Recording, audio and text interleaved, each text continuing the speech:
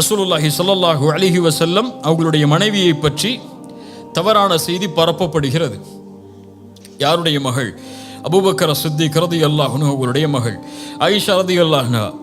இவ்வளவு பெரிய தூய்மையான ஒரு பெண்ணை பற்றிய செய்தி, அதுவும் இழிவான விபச்சார குற்றச்சாட்டோடு பரப்பப்படுகிறது. ஒரு உணர்வில் பார்ப்போம். என் சகோதரியை பற்றி ஒருவர் தவறான செய்தியை மக்களிடத்திலே பரப்புகிறார். இந்த நிலையில் அல்லது உங்களுடைய வீட்டில் இருக்கக்கூடிய ஒரு பெண்ணை பற்றிய தவறான செய்தியை ஊர் முழுக்க பரப்புகிறார்.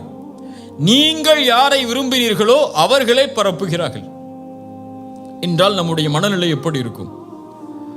எப்படி இருக்கும்? அவன் உயிரோடையே இந்த பூமியில இருக்கக்கூடாதுங்கிற அளவுக்கு நம்ம கோவம் வந்துடும். அப்படியா இல்லையா? அபூபக்கர் சித்திக் ரலியல்லாஹு அன்ஹு அவர்களுடைய காதில் வருகிறது, உங்களுடைய மகளை பற்றிய செய்தியை பரப்புவது வேறு யாரும் இல்லை, நீங்கள் யாருக்கு அல்லாவிற்காக உதவி செய்கிறீர்களோ அந்த மிஸ்தாஹ் அவர்தான் ஹஸ்ஸான் இப்னு சாபித் போன்ற நபித்தோழர்களோடு சேர்ந்து இந்த செய்தியை எல்லாம் பரப்பி கொண்டிருக்கிறார்.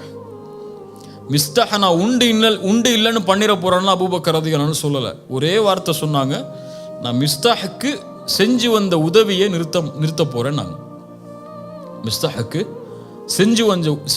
செஞ்சுட்டு வந்த உதவியை நிறுத்த போறேன். நான் அல்லாஹ் ரப்புல் ஆலமீன் வசனம் இறக்கிறான். சூரத்து நூருடைய 22வது வசனம், வலா யஅ்தலி உதுல் ஃபத்லி மின்கும் வஸ்ஸஅதி. உங்களில் கண்ணியம் கொடுக்கப்பட்டவர்கள், வசதி கொடுக்கப்பட்டவர்கள், ஏழைகளுக்கும் நெருங்கியவர்களுக்கும் முஹாஜிர்களுக்கும், அதாவது ஹிஜ்ரத் செய்து வந்தவர்களுக்கும் அல்லாஹ்வுடைய பாதையில் கொடுத்ததை கொடுக்க மாட்டேன் என்று சொல்ல வேண்டாம். வல் யஅஃபு வல் யஸ்ஃபஹு. அவர்களை மன்னிக்கட்டும், அதை பொருட்படுத்தாமல் இருக்கட்டும், விட்டு கொடுக்கட்டும். அது அலா துஹிப்பூன யக்ஃபிரல்லாஹு லக்கும். அல்லாஹ் உங்களை மன்னிப்பதை நீங்கள் விரும்பவில்லையா? இப்போ இங்கதான் அல்லாஹ் அந்த கேள்வியை நிலைநாட்ட விரும்புகிறான். அல்லாஹ் உங்களை மன்னிப்பதை நீங்கள் விரும்பவில்லையா?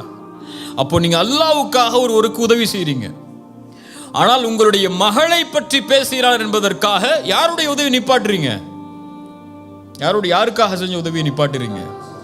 அப்போ உங்க சுயநலம் வந்துருச்சா இல்லையா? அங்க அல்லாஹ்வுக்காக செய்ததை நிறுத்துகிறீர்கள், மேலும் அவரை மன்னிக்கவில்லை.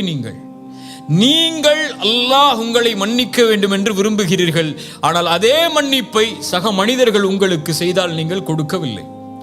அல்லாஹ்வின் மன்னிப்பை நீங்கள் விரும்புகிறீர்கள் என்றால் அபூபக்கரே நீங்கள் அவரை மன்னித்து தான் ஆக வேண்டும்.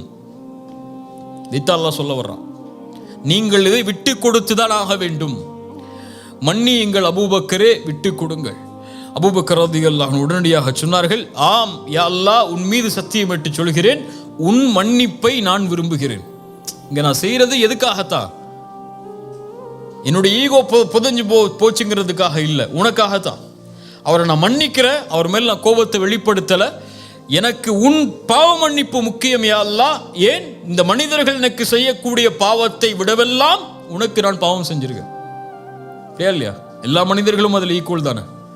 ஒவ்வொரு ஆளும் ஒவ்வொருடைய பாவத்துல தான் மேலே வருவோம். சொல்லி எல்லாமே பாவிகள் தான், ஆதமுடைய பிள்ளைகள், அல்லாஹ் பாதுகாத்த நபிமார்களை தவிர பெரும்பாவங்களை விட்டு விலகியவர்கள் அவர்கள். மற்றபடி மனிதர்கள் எல்லோரும் பாவிகள் தான். எல்லோருமே அதற்கு உரித்தானவர்கள் தான் அல்லாஹ்வுடைய மன்னிப்புக்கு. எனக்கு அல்லாஹ்வுடைய மன்னிப்பு தேவைன்னு யாரா சொல்ல முடியுமா? எல்லாருக்கும் அல்லாஹ்வுடைய மன்னிப்பு தேவை. உனக்கு அல்லாஹ்வுடைய பாவ மன்னிப்பு வேண்டும் என்றால் நீங்கள் மன்னியுங்கள். அபூபக்கர் சொன்னார்கள், யா அல்லாஹ், நான் அதை விரும்புகிறேன்.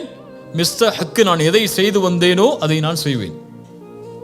உடனடியாக சொன்னார்கள், வல்லாஹு கஃபூருர் ரஹீம். அல்லாஹ் பாவங்களை மன்னிப்பதை விரும்புகிறான், இரக்கம் காட்டுவதை அல்லாஹ் விரும்புகிறான். சூரத்து தகாபுனுடைய 14வது வசனத்தில் அல்லாஹ் சொல்கிறான், வ இன் தஅஃபு வ தஸ்ஃபஹு வ தக்ஃபிரு.